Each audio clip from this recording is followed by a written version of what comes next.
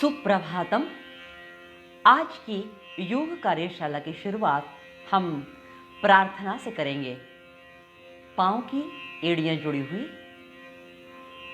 दोनों पाँव 45 degrees angle में, हथेलियां नमस्कार मुद्रा में, चेहरे पर किसी भी प्रकार का तनाव नहीं। हर श्वास के साथ आपके सीने का हाथों को स्पर्श होता है और हर प्रश्वास के साथ आपके मन की नकारात्मकता और शरीर की सारी अशुद्धियां बाहर जाती हैं। इस अनुभव को सघन कीजिए। श्वास के साथ हम चैतन्य को ग्रहण करते हैं और प्रश्वास के साथ मन की एवं शरीर की सारी अशुद्धियां बाहर डाल रहे हैं। प्रार्थना कहेंगे एक साथ। गुरुर्ब्रह्मा गुरुर्विष्णु गुरुर्देवो महेश्वरा, गुरु साक्षात् परब्रह्म तस्मै श्री गुरवे नमः। तस्मै श्री गुरवे नमः।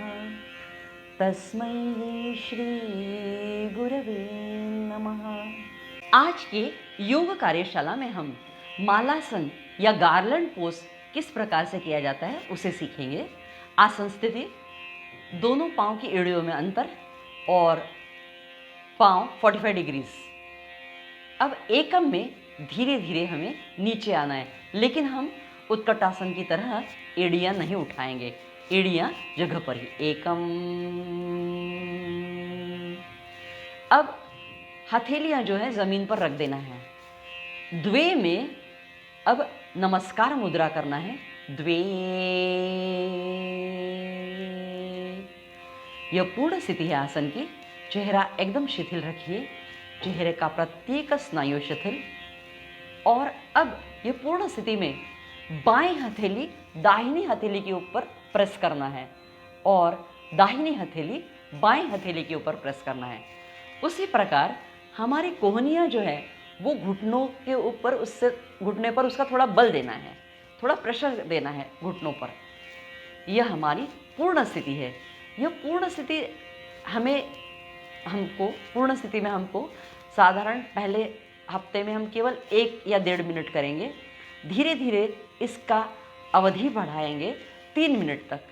फिर तीसरे हफ्ते में हमें इसे 10 मिनट तक करना है। त्रीणी। हाथ का आधार लीजिए, धीरे धीरे ऊपर आना है, दिल धीरे धीरे। चत्वारी। दोनों पांव जुड़ा लेना है। हम जब मालासन करते हैं तो उससे टखनों में काफ़ी प्रेशर आता है, तो टखने हमारे मजबूत रहना चाहिए। इसलिए कुछ सूक्ष्म व्यायाम हम इस आसन का पूर्वाभ्यास की दृष्टि से करेंगे। हमारे तलवे पाँव के सीधे हैं। सबसे पहले पाँव की 10 उंगलियों का आकुंचन करना है और उन्हें शिथिल छोड़ देना है। पाँव के 10 उंगलियों का आकुंचन कर देंगे और उसे शिथिल छोड़ देंगे। उंगलियों का आकुंचन, शिथिल। तो 10 बार यही क्रिया करना है। उंगलियों का आकुंचन, रिलैक्सेशन। उंगलियों का आकुंचन, रिलैक्सेशन। अब दूसरा जो सूक्ष्म व्यायाम हमें करना है जिससे हमारे टखने सुदृढ़ हो, ताकि हम इसकी पूर्ण स्थिति में ज़्यादा रह सके। तो दूसरा जो अभ्यास है उसमें दोनों पांव टखने से लेकर उंगलियों तक सामने की ओर खींचना है। एकम। ज़्यादा से ज़्यादा पांव सामने की ओर खींचना है। द्वे। पांव अपनी ओर, अपनी ओर, अपनी ओर, अपनी ओर, अपनी ओर और अपनी ओर लीजिए। एकम। सामने की ओर खींचिए पांव को आगे जाने दीजिए। द्वे।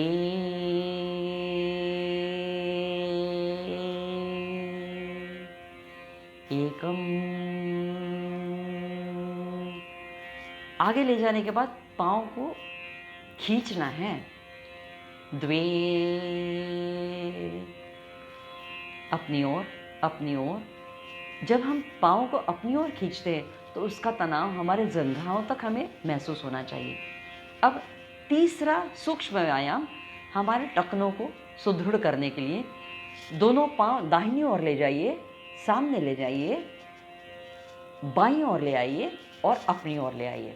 दाहिनी ओर, सामने, बाईं ओर, अपनी ओर, दाहिनी ओर, सामने, बाईं ओर, अपनी ओर। अब तीसरे बार जब करेंगे तो एंटी क्लॉकवाइज करेंगे, बाईं ओर, सामने, दाहिनी ओर और अपनी ओर, बाईं ओर, सामने, दाहिनी ओर, अपनी ओर। अब घुटने के लिए भी हमें एक सूक्ष्म व्यायाम करना है। अब पाँव को मोड़कर घुटने को के बल खड़ा हो जाना है। दाहिना पाँव फोल्ड कीजिए और घुटना ऊपर आ जाएगा। अब फिर से पाँव को सीधा कर दीजिए। इसी प्रकार से लेफ्ट पाँव को उठाकर रख दीजिए और सीधा कीजिए। अब दाहिना पाँव मोड़ लीजिए और दोनों हाथ बीच में से डालिए, ऐसे। अब दाहिना पाँव ऊपर ले जाना है और ढीला छोड़ देना है, ऊपर ले जाना है, ढीला छोड़ देना है। तो जिनका घुटना दर्द करता है उनके लिए बहुत अच्छा है। साथ ही साथ हमारे घुटनों का और टखनों का बल बढ़ेगा तो हम मालासन की स्थिति में ज़्यादा देर रह पाएंगे। यही क्रिया हमें लेफ्ट लेग से भी करना है। पाँव को उठा लेना है, पूरा ऊपर तक ले जाना है, ऊपर तक ले जाना है, ऊपर तक, और फिर रिलैक्स कर देना है। ऊपर तक ले जाना है और फिर रिलैक्स कर देना है, ऊपर तक और रिलैक्स। अब पाँव को सीधा कीजिए। हमें पूर्ण स्थिति में रहना है, लेकिन कई लोगों को टखने में दर्द है या टखने में कुछ इंजरी हो गई है, घुटने में कुछ इंजरी हुई है, लेकिन पूर्ण स्थिति का फ़ायदा तो लेना है। तो ऐसे स्थिति में हम तकिया का सहारा लेकर इसकी पूर्ण स्थिति में थोड़ा देर बैठेंगे। तकिए का सहारा लेना है और पूर्ण स्थिति में बैठना है।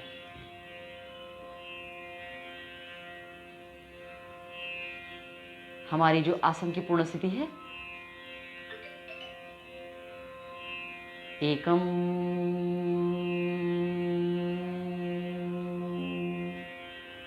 द्वे। तो इससे हमारा टखनों का और घुटनों का प्रेशर तो कम हो जाएगा, लेकिन मालासन के फायदे हमें मिलेंगे। त्रीणी, धीरे धीरे हाथ टिकाकर ऊपर आना है और चतवारी, पांव जुड़ा लेना है।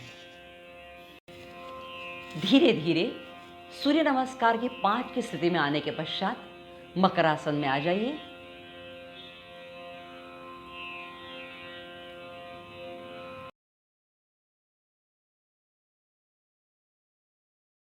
मकरासन की स्थिति में हम हैं। दोनों पांव, दोनों हाथ, संपूर्ण मेरुदंड शिथिल कीजिए। हर प्रश्वास के साथ आपका शरीर उत्तरोत्तर शिथिल हो रहा है। इस अनुभव को सघन कीजिए। आज हमने मालासन या गार्लैंड पोज सीखा। इस आसन को मलासन भी कहा जाता है, क्योंकि इससे बद्धकोष्ठ के जो रुग्ण हैं उनके लिए ये बहुत रामबाण उपाय है। मल निवृत्ति इससे बहुत शीघ्र होती है।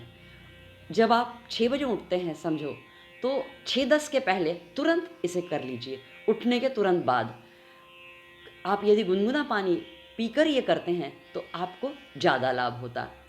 जैसे मलावरोध के लिए यह रामबाण उपाय है, उसी प्रकार से जिन्हें मंदाग्नि की शिकायत है, भूख कम लगती है, उनके लिए भी यह मलासन बहुत उपयोगी है। आईटी सेक्टर में जो लोग काम करते हैं, कांस्टेंट बैठे रहते हैं, तो उनके नितंब के स्नायु, कमर के स्नायु, इन दोनों स्नायु में एक प्रकार की अकड़न सी आ जाती है। तो उन लोगों के लिए मलासन बहुत उपयोगी है। लेकिन ये आईटी सेक्टर के लोग यदि इसका अभ्यास करते हैं तो उन्होंने इसका कालावधि बढ़ाना चाहिए।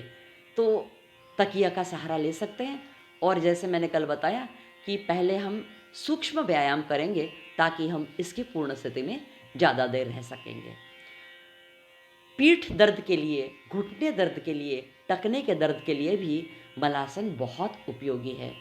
उसी प्रकार गायनिक प्रॉब्लम्स जो है, इरेगुलर पीरियड्स या बाकी एक्सेसिव ब्लीडिंग, बहुत पीरियड के दौरान पेट में दर्द, तो इन सभी प्रॉब्लम्स के लिए भी मलासन बहुत उपयोगी है। इसका अभ्यास सुबह उठते साथ ही करना चाहिए, आपको ज़रूर फ़ायदा होगा। धीरे धीरे हमें प्रार्थनासन में आना है। प्रार्थनासन, दोनों पाँव की एड़ियाँ जुड़ा लीजिए, हाथ सीने के बाजू में, घुटनों के बल खड़े हो जाना है, हाथ नमस्कार मुद्रा में। ओम पूर्णमदः पूर्णमिदं पूर्णात् पूर्णमुदच्यते पूर्णस्य पूर्णम् आदाय पूर्णम् एवावशिष्यते। ओम शांति शांति शांति। सद्गुरु श्री जनार्दन स्वामी महाराज की जय।